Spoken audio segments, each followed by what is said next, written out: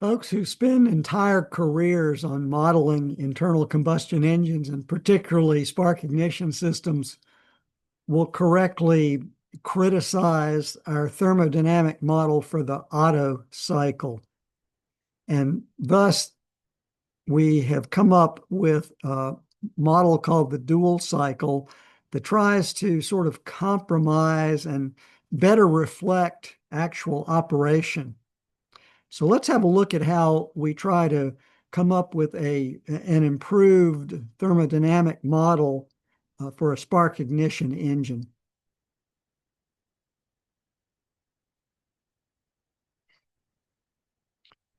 So this model is called the dual cycle. And so I'm going to try to give you some ideas on the way I best understand how this dual cycle has evolved to try to better model the combustion process in terms of heat addition. So remember, we're really not modeling the air and fuel mixture being lit off by a spark and that type of thing. We're modeling it from a thermodynamic standpoint as heat addition. So I'd like to compare the dual cycle to both the Otto and diesel cycles, and then quickly run through the analysis approach that you would use for a dual cycle thermal efficiency analysis. So remember, typically when we have these air standard cycle assignments, we're interested in finding the cycle thermal efficiency. And for the internal combustion engine models, we're looking for the mean effective pressure. That is a performance measure that can relate the net work output as a function of the size of the engine, the Vmax minus Vmin.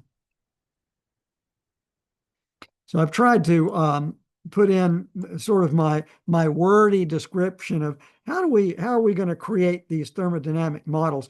Are we trying to model an internal combustion engine that has a spark plug? For the dual cycle, we're saying, yeah, we're going to have a spark plug. How are we going to model the combustion speed? So remember, for the Otto cycle, we said we've got instantaneous combustion, and we modeled it with instantaneous heat addition at constant volume. And a lot of folks will correctly point out, say, well, wait a minute, that's not really the way the combustion process really works, is the combustion process continues as the piston begins its motion from top dead center as it begins its power stroke.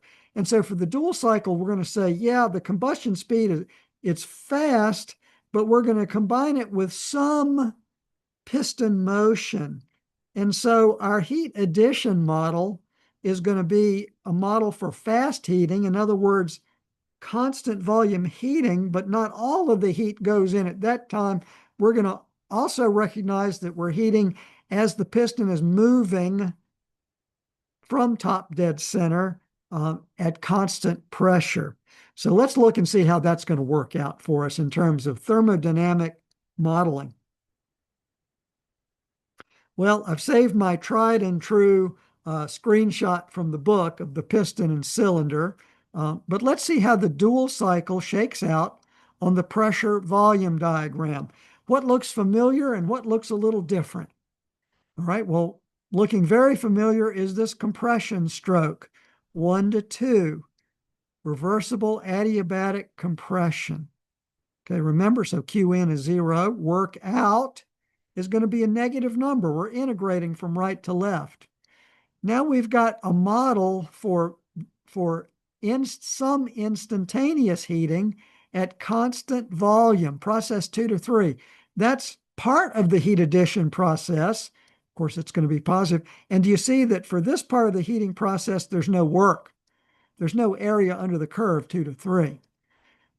As we continue our heating, though, 3 to 4, do you see that we're recognizing that the piston is beginning to move? The piston is moving some at constant pressure. And so we can observe that Q from 3 to 4 is positive. We're adding heat. And also the work from 3 to 4 is positive. We're integrating left to right. And you can see that integral, can't you? It's a rectangle. the tried and true process 4 to 5, the isentropic expansion, reversible adiabatic expansion, and now you've got some repetition experience with analyzing these reversible adiabatic processes. So I'm going to breeze through the analysis of this dual cycle a little faster than I did for the diesel and the Otto, because it doesn't make a whole lot of sense just to repeat the same details over and over again. So we're going to sort of blaze through this analysis of how you'd go through that. So here's our example problem. It says at the beginning of the compression process of an air standard dual cycle with a compression ratio of 18. So that's V max over V min is 18. So at the beginning of the process, of the compression process, we've got 300 K and 100 kPa, 0.1 MPa. The pressure ratio for the constant volume part, so that's going to be, given the pressure ratio for the constant volume part is 1.5 to 1. So that's going to be golden for us. Then it says the volume ratio for the constant pressure part of the heating process is 1.2 to 1. That's also going to be golden for us in our analysis. And then it says determine the thermal efficiency and the mean effective pressure, the normal assignments for this type of analysis. So let's plan our work before we look at each process. Gosh, let's tabulate Q in and W out for each process. How about 1 to 2, Q in? Nothing, it's adiabatic. 2 to 3, well, we'll call that Q from 2 to 3, and it's going to be a positive number. We're adding heat. How about work from 2 to 3? That's 0.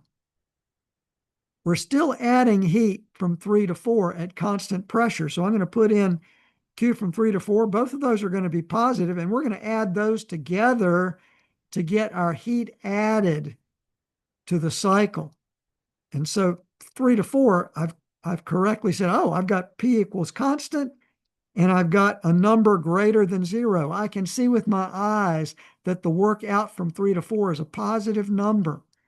It's a rectangle, and I'm integrating left to right, okay? The power stroke, 4 to 5, the work out is positive. How about the heat in from 4 to 5? That's 0, okay? It's adiabatic and reversible. And then finally, heat's rejected 5 to 1. But in our analysis, we're not even going to have to worry about that. Something came to me as I was reviewing this. So do you see that if you were in the middle of a quiz or test and you were asked to do an analysis of a cycle like this, or if an instructor provided a little different PV diagram so that you had to really dissect and really understand each process as you went along, you would get a lot of partial credit if you set up a table like this in showing your work. Far better than seeking formulas in the book. Okay, but you get the idea. Once you've got this table filled out, you're going to add these two heat transfers together to get the denominator for the thermal efficiency, and you're going to add up all the work terms. And in this case, there's going to be 1, 2, 3 work terms. You'll add those together to get the numerator of the thermal efficiency. Okay, so where will we start? We'll start at the beginning of the compression process, because studying the given information, you'll see that you have everything you need to apply the ideal gas equation of state to get V1, which you do not have. Okay, so ideal gas equation of state, PV equals MRT at state 1 to get the initial volume. Okay, looking ahead. If we've got the initial volume, V max, we can immediately calculate V min, can't we? V2, because the compression ratio is given. And there it is. So V2 is V1 divided by R, the compression ratio. You see the repetition going on in our analysis. So if you've done auto analysis, and if you've done a diesel analysis, this should be very straightforward for you. Let's look at process 1 to 2, the reversible adiabatic compression process. When we think about the repetition, do you see that what we're going to do is we're going to determine T2. We need to figure out T2 because we've got to apply the first law in order to get the work out 1 to 2. That's the easiest way to do it rather than doing an integral, which you could do, but don't recommend it. All right. So you determine T2 because let's see, remember, we've got an air standard analysis for a reversible adiabatic, or in other words, isentropic process. Little v2 over little v1 equals little vr2 over little vr1. And since we know T1, we can look up VR1 in table A22, solve for VR2, and go backwards and interpolate in A22 to get both U2 and T2. Once we've got that, once we've got U2, we can use the first law to figure out the work. Now, once we've got T2, we can figure out the pressure at state 2, P2, using the ideal gas law. Okay. Wow. Well, that's convenient to get P2 because in the problem statement, P3 over P2 is given. So we can immediately find P3. We look at our sketch and we see that little v3 equals little v2, constant volume heating process. Wow, well, if we've got P3 and we've got little v3, we can use the ideal gas law to find T3. Very convenient. Okay, and so since we know that the work from 2 to 3 is 0 by inspection, there's no area under the curve, we can immediately write the first law to solve for Q in from 2 to 3.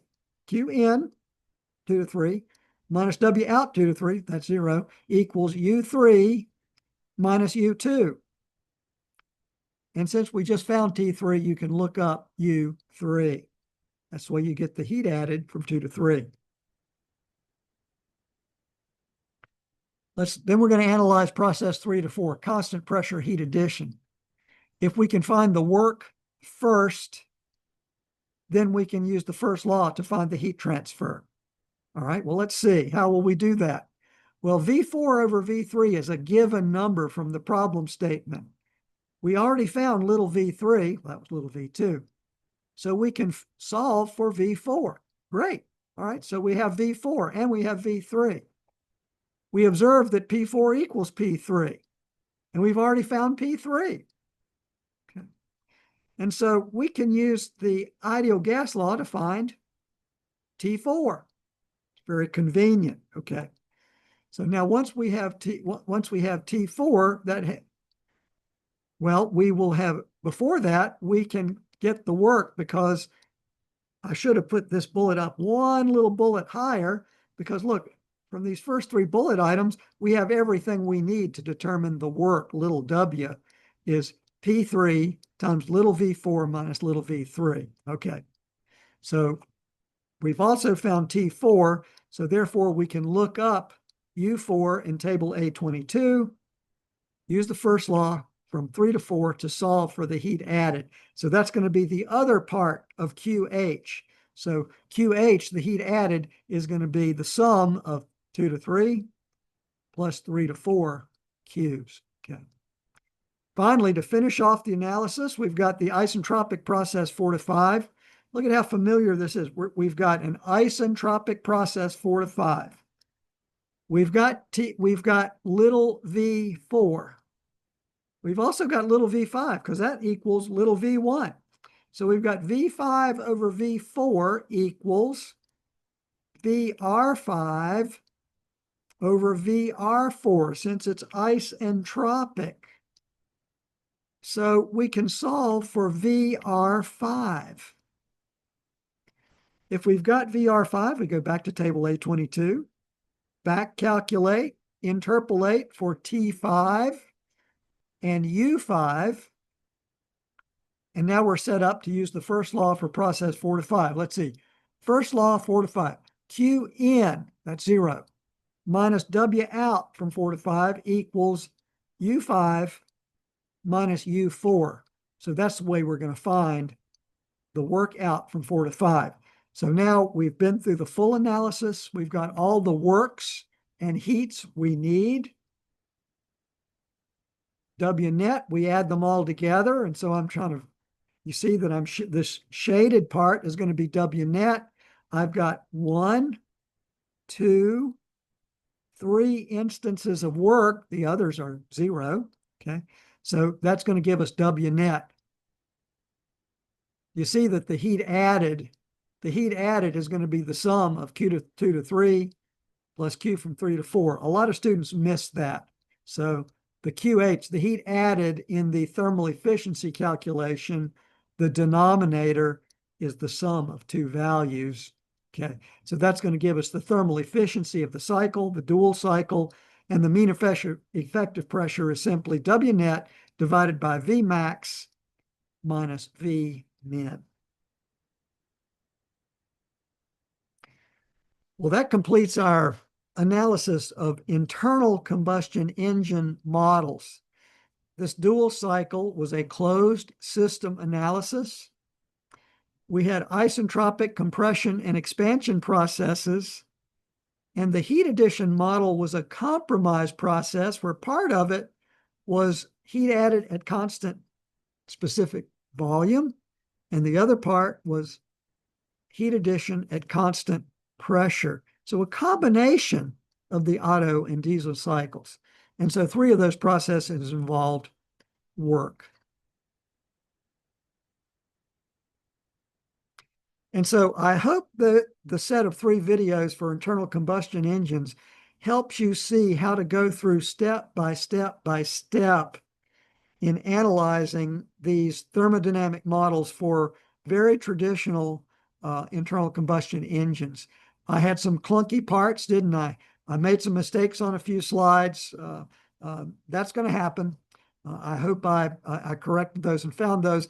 And I also gave you some links. I've showed you in a couple of my playlists where I've worked out the nitty-gritty numbers, at least for a couple of Otto cycle analyses and a couple of diesel cycle analyses. So I hope these help. And also, again, just want to encourage you to spend time seeing how will you analyze each individual process rather than applying formulas that are provided to you in the textbook. That's going to, your understanding of the fundamentals is going to pay off for you in terms of quiz and test performance, but it's also going to pay off for you in the long run as you get out and become a practicing engineer.